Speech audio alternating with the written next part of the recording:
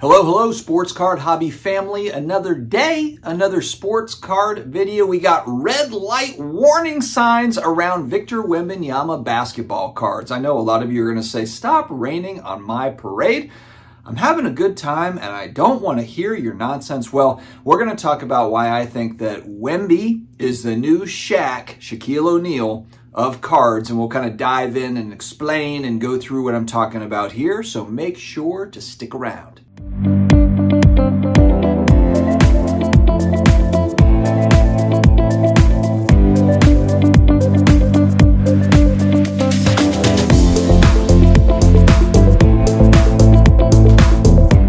Guys, we are back again, and we are happy to see you. I'm about to hit the pool. Before we dive in, huge thanks to today's video sponsor, DC Sports 87. You might want to sell on eBay, but dealing with the packaging and the shipping and the listing and all the stuff that comes with selling volume on eBay, it can be a lot. I send some of my stuff over to DC Sports 87. They take care of everything for me. Easy peasy. Check out DC Sports 87. Also, big success with the newsletter. We're up to, I think, like 116 subscribers on the newsletter. We did have a winner for the Card Capsule supplies. And next week, I'm giving away a SlabMags. So make sure that you are subscribed to the free newsletter. There will be a link down below. All right, it's exciting times in the sports card market. We talked about this going back last week, how this is the most popular, I believe, in my opinion, that the sports card world as a whole has ever been in its history. I know a lot of you have said, like, but that doesn't make sense because a lot of the pricing has come down on cards. So why would it still be as popular? Why would it be so popular?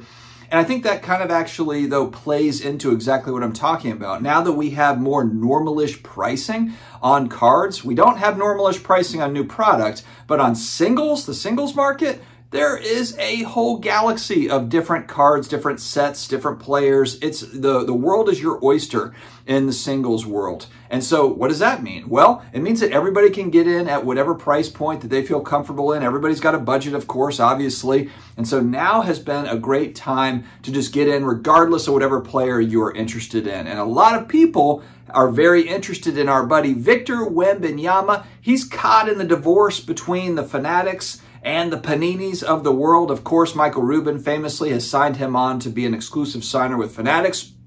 He's done different Fanatics events. He's going to card shops. He's all in. But the problem is that Panini, of course, still holds the NBA license, and they're bringing out Prism cards. Now, they can't put Victor Autos in their Panini products, and so that kind of creates, of course, kind of a weirdness where, you know, we've got these cool kind of Panini Prisms and different Panini products coming out, but then we also have coming Topps Chrome Basketball with Wemby unlicensed autographs. So it's going to be kind of interesting how that all plays out. But what does it mean? It kind of splits the money, because if you're a Wemby buyer, are you going for Topps Chrome stuff, or are you buying Prism stuff? Are you buying both? I mean, I guess if you have enough money, you can buy all of it, but there's a lot of people speculating hard on Victor Wembanyama after having an amazing rookie season. Looked fantastic in limited minutes.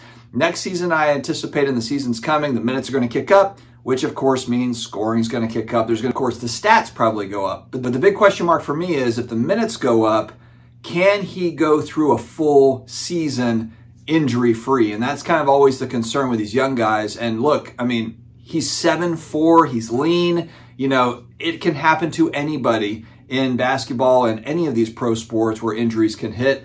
If Wemby just stays healthy, he'll have an amazing career. If he can just stay durable, you just see it. You know, all the things that he can do, there's stuff that he can do on the court that no other basketball player in the NBA can do. And so there's all sorts of potential, but man, people are buying that potential.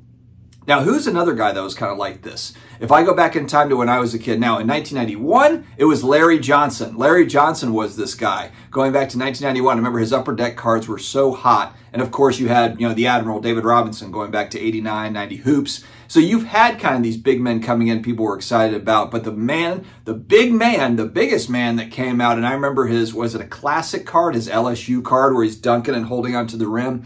Shaq, Shaquille O'Neal was everything. Going back to 1992, the Orlando Magic, of course, a team that had done nothing. They draft Shaq, And I just remember too, like the jerseys, the Magic had those cool kind of 90s jerseys. Shaquille O'Neal, of course, being 7'1", 310 pounds or whatever he was. I mean, and he was lean back then. I mean, he was like a tank coming out of college, and of course got all sorts of, you know, pushback. This guy, all he does is dunk. This guy can't shoot, so he had to develop kind of the baby hook and kind of some moves. But for the most part, he was just bigger than everybody else. They had to foul him. So if he was a better free throw shooter, he probably would have averaged 40 points a night for his entire career. But anyway, that's neither here nor there.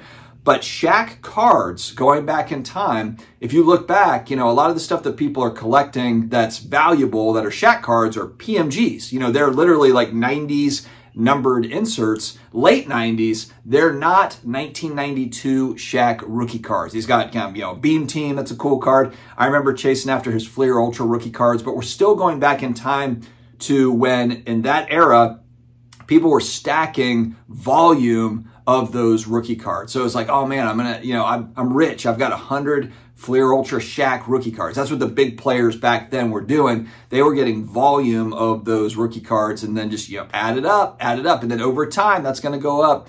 Not really kind of understanding that supply-demand dynamic, and will there be that same demand moving forward for that particular card? And people just not really understanding the importance of scarcity in collectibles. But there wasn't options. There wasn't scarcity options, really. You know, there wasn't one-of-ones in 1992 that, you know, were coming in those packs. That's where the card manufacturers really missed, you know, is they didn't have any sort of real chase. It was just, here's the checklist. And it's the same as it was if you go back to, you know, 60s, 70s, 80s cards. Everyone was kind of doing that same thing where we're just releasing the big checklist and we're stacking those rookie cards. Now, of course, times have changed where, yes, they've got the base rookie cards, like Wemby's got the base Prism card, selling right now for about 50 to 75. I think there was a sale actually for 41 bucks for a raw copy, ungraded copy of the base Prism Wemby rookie card. So it's still sitting in kind of that $40 to $70 range. It was as high as $100 to $120, that card.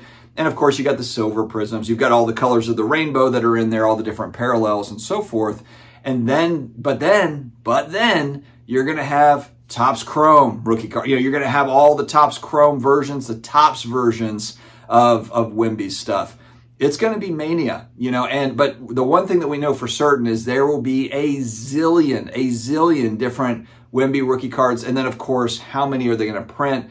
And the sad part is, even if Wemby is the next LeBron, he's coming out in an era where it's just overly printed to where, you know, what's going to actually hold up. I think it's going to be really tricky to try to figure out, outside of kind of the obvious things where he's got one-of-one autos and game-worn patch things that they'll come out with. Yes, that's going to carry value, but that's going to be stuff that's mega expensive right out of the gate. We know that. We've seen that with all sorts of different cards that come out, and they're like, oh, wow. Who is the Skeens, the baseball player, the one-of-one superfractor, someone just paid 80 grand for it?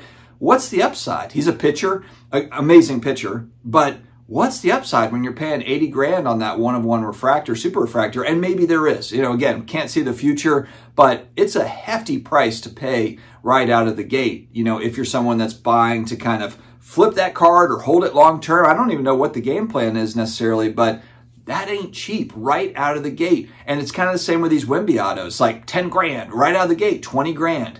Caitlin Clark, what did she just had a one-of-one auto Panini auto, one of her first, what was it, her first one-of-one Panini auto? I think it sold for 25 grand right on the website, or 20 grand, like poof, in a matter of minutes, it's gone. People are just paying huge money up front. And yes, maybe this is the new world that we're living in. Maybe this is just the new way. But Wembanyama, again, it's just kind of that sad reality, in my opinion, that some of these guys are just coming out in an era where it's very popular sports card time. And maybe it will always be. But look back to some of these other folks. Steph Curry is a great example where Steph Curry's rookie cards came out during a not so popular hobby time, 2009, 2010. Not to say there weren't any card collectors, but you know, we're not talking about 1990 and we're not talking about now. We're kind of in like a middle ground, even like, you know, 2012 Prism rookies. You know, Kyrie Irving's playing in the finals now. I'm not saying Kyrie Irving is any sort of all-time great player, but he has at least a limited supply of cards because they're from 2012 when the hobby, not to say that it was, you know, dead, but it's nowhere near what it is right now. So What do you guys think of this with some of these new guys with Wemby? I know a lot of people that watch the channel, they're not necessarily buying new product or new players coming out anyway, but it's just kind of too bad because we'll have a lot of great talent that'll come out here the previous couple of years and then in the few years to come, I think, until they really start to limit some of this print run. I just don't think that a lot of this stuff is going to really hold up over time. We're talking about over time. I'm not talking about the short flip game, the short-term flip game, where I think obviously a lot of people are playing in that world. I'm doing it right now with Bowman U cards. There is kind of that short-term flip stuff, but if you're someone that's looking at any of the new players, even if it doesn't matter how excited you are about Wemby, I can't even begin. I don't know where to start. If I was going to buy a Wemby card to hold long-term, I have no idea where to start. I love the look of the Silver Prism. I just like the Silver Prism cards in general, but I'm not in a hurry because I know that they're not rare, they're not scarce. You know, so I just think it's kind of a tricky thing for collectors / speculators / investors in quotation marks to try to figure out like which cards of these guys would I hold long term. And maybe it just means waiting years to figure out, okay, which cards are the cards. I don't know. It's just kind of a tricky thing. Let me know your thoughts in the comments below, my friends. Stay healthy, stay awesome, and I will talk to you again later.